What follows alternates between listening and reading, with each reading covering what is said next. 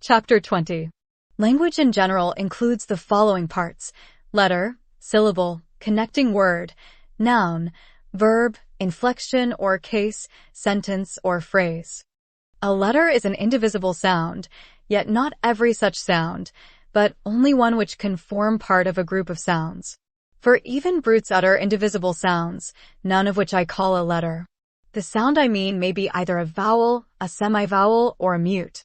A vowel is that which without impact of tongue or lip has an audible sound. A semi-vowel, that which with such impact has an audible sound, as S and R.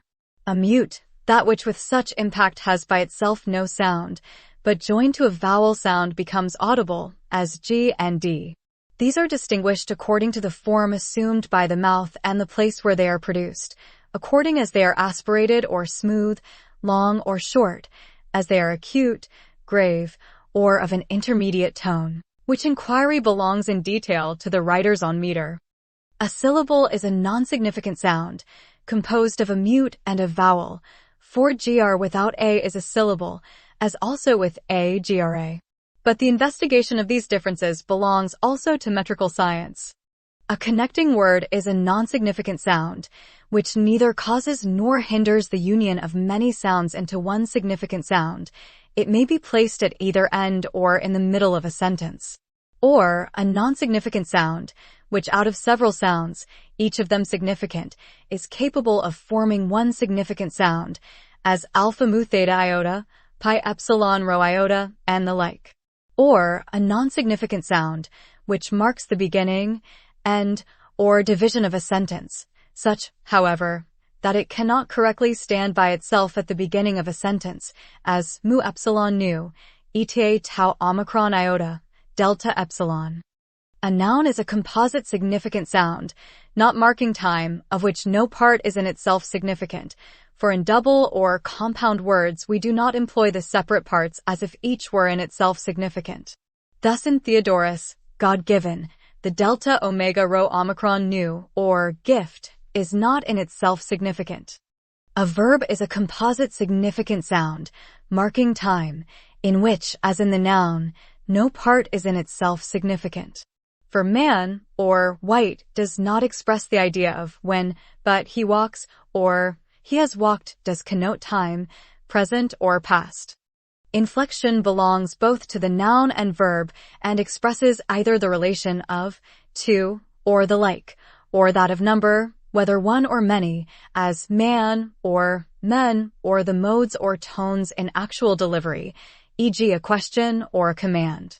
Did he go and go are verbal inflections of this kind.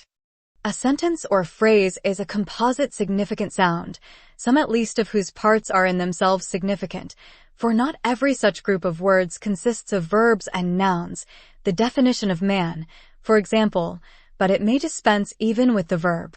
Still it will always have some significant part, as in walking or Cleon son of Cleon. A sentence or phrase may form a unity in two ways, either as signifying one thing, or as consisting of several parts linked together. Thus the Iliad is won by the linking together of parts, the definition of man by the unity of the thing signified. Summary and reflection of Chapter 20.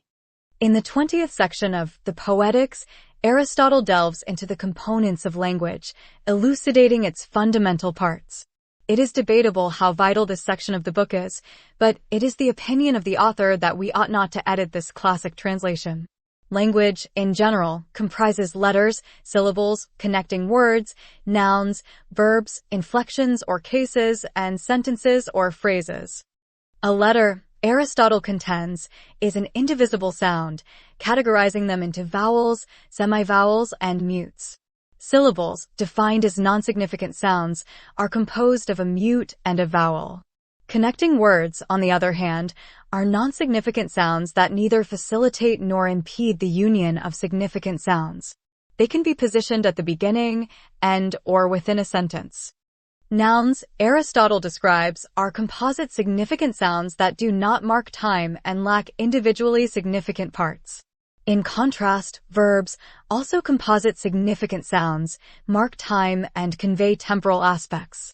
Inflection, applicable to both nouns and verbs, expresses relationships, numbers, and tones in delivery, such as questions or commands. Lastly, a sentence or phrase is a composite significant sound, with some parts being individually significant.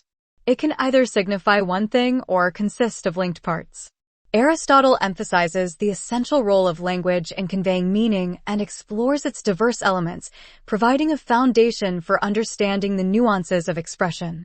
Practical exercises. Writers.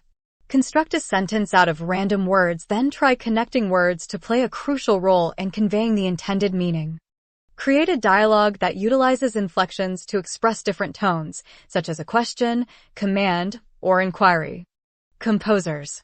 Compose a musical piece inspired by the rhythmic patterns found in language. Think back to those grade school mnemonic devices for remember rhythms, capturing the essence of syllables and their combinations. Listen to an actor deliver a line, then develop a short musical composition that mirrors the expressive qualities of connecting words, exploring how non-significant sounds contribute to the overall mood. Dancers.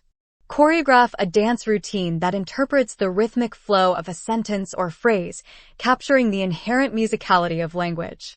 You might even ask a musician to transcribe the rhythm of the phrase into simple percussive patterns.